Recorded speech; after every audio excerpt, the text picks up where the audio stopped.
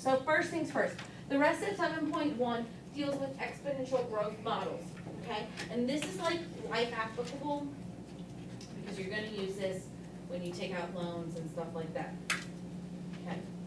The exponential growth model is simply stated y equals a parentheses 1 plus r to the t power, where a is my initial amount, r is my rate, and t is my time.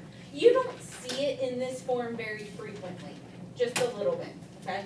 We're going to take a look at compound interest today, and then later we're going to take a look at a different type of interest as well. So your exponential growth model is y equals a parentheses 1 plus r times t. A is the amount I start with, my initial amount. R is the rate, like the percentage of that. And t is the time, like, is it over 6 years? Is it over 12 months? What is it over? Okay? That's one equation. This equation is the one you're going to see more frequently. Compound interest. Keyword being compound. Okay? If it doesn't say compound in the instructions or in what you're doing, I'm not using this model. That's a pretty easy way to tell.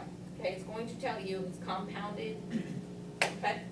Compound interest is A, capital A, equals capital P, parentheses, 1 plus R over N raised to the NT.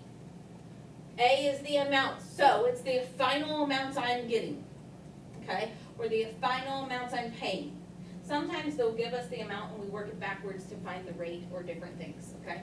But right now it's the final amount. P is my deposit. What did I start with? What did I initially put in, okay? What's in your bank? R is your rate. Again, that's going to be a percentage, which we're going to have to change to a decimal, okay? Not a fraction, a decimal. So if I have 6%, how do you change that to a decimal? 0.06, okay? So you're gonna have to think like that for me. If I have 1.2%, how does that change to a decimal?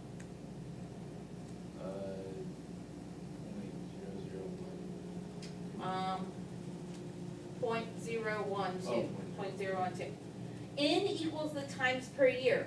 So if it says something is quarterly, how many times per year is that? 4. If it says something is biannually, what does that mean? Every 2 years. No. Oh yeah, biannual, every 2 years. If it says annually, then it happens 1 year. Okay, like that's what the N is. It's how many times per year it happens. And T equals my time. So that means it could be the number of years it happens.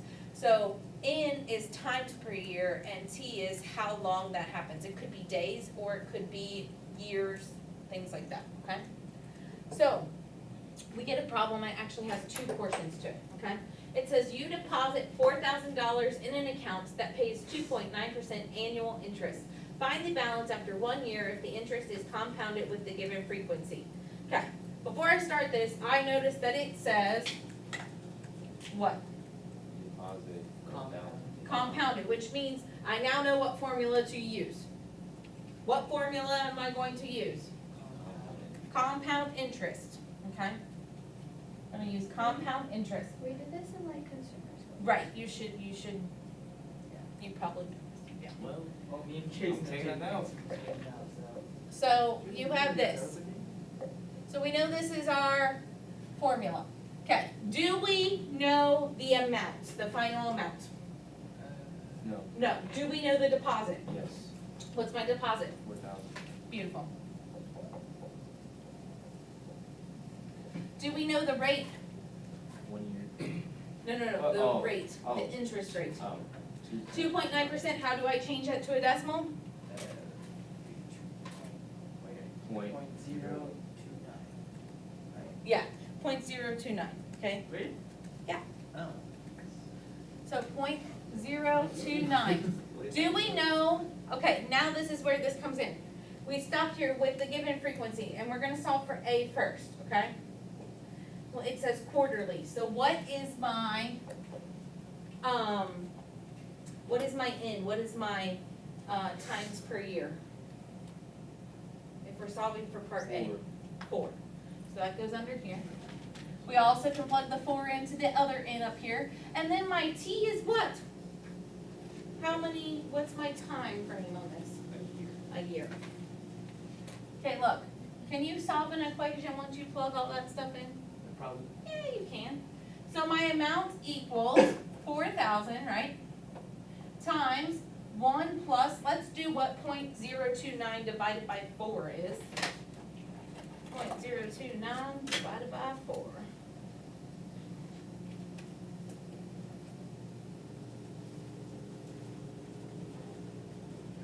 You should get 0.00725, and then 4 times 1 is 4. Okay, so now we're going to go ahead and do 1.00725 to the 4th power, okay, in our calculators, 1.00725 to the 4th power, and tell me what you get there. 1.29. 1.029? 029. That's fine, round to that, that's fine. Now I take that and I multiply it by 4,000, and what do you get? 4,000. Okay, well, I multiplied mine by that whole thing, so I got 1,017.27, I'm gonna round. Are we supposed to do that? Yeah, because you're getting money. We want every last You want cent that we change? can get, yeah. We'll change. So, how much money did I make in that year with that interest rate? Basically $117.27. That's not bad for your money just sitting in a bank, right? You made $117 doing nothing, okay? So that's compound interest. But that's like how, Now let's look at this and compare it, okay? I'm Part so B, confused about the quarterly thing. why? I don't know, just, why would it be 4? Like, they're only giving you interest on what's in your account every, 3 months, Oh, okay. Quarters, think about it like. okay? So like, Yeah. So 4 times Yeah. a year they. so 4 times a year, they'll give you interest. Okay, yeah, Okay. I understand. Okay. Yes. Yeah. So A equals P times 1 plus R over N to the NT, okay? Now, we have the same problem except for now it's going to be daily instead of quarterly. So can I copy down all the same numbers except for what? Except for 4. So it's gonna be A equals 4,000. 1 plus, 0.029, right, 0.029. If it's daily, how many days are in a year? Yeah, let's just go with that.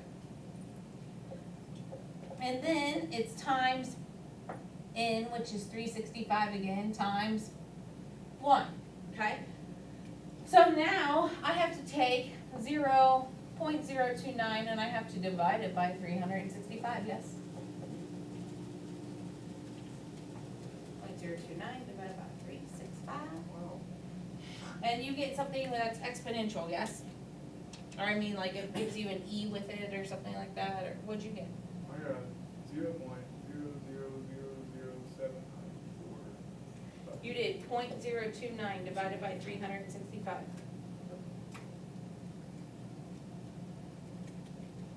That shouldn't be right. Oh. Automatically times by. Yours did it, okay, I know what yours did. No, Jason. No, I got the same thing. You got 0.00 what? I got 0.0000079. Okay, mine did it differently than yours, that's why, okay. So 0.000 what? One more zero? And then 7. And then 795? Or, yeah, okay. And so then up here you have this, right? So now we're gonna do 1.0000795 to the 365. It's 79452. Yes, but I rounded the Okay. 4 to 5. Cause it rounds up. And then you multiply it, or you raise that 1.0000795 to the 365, and what do you get when you raise it to that power?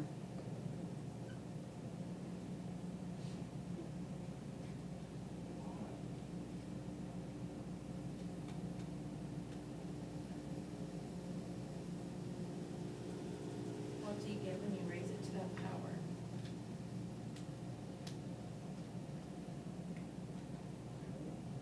Huh? When you What? take 1.0000795 and raise it to 365, what do you get?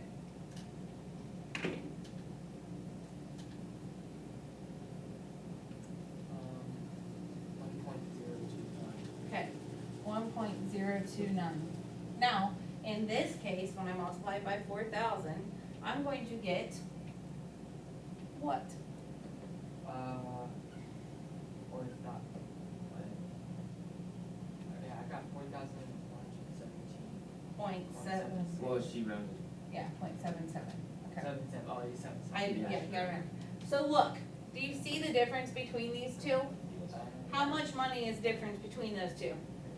50 cents basically. So in the long run though, if you left your money in this account for 10 years and in this account for 10 years, you would have a lot more money over here, because after 1 year, you have 50 cents more, okay?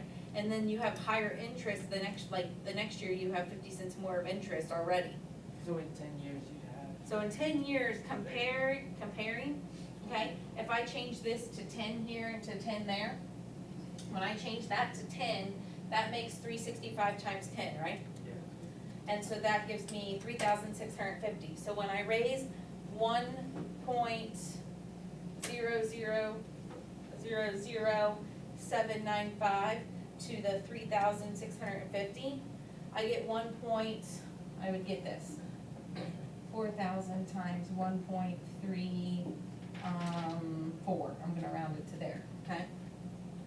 Times 4,000, and you get this, 5,346.58.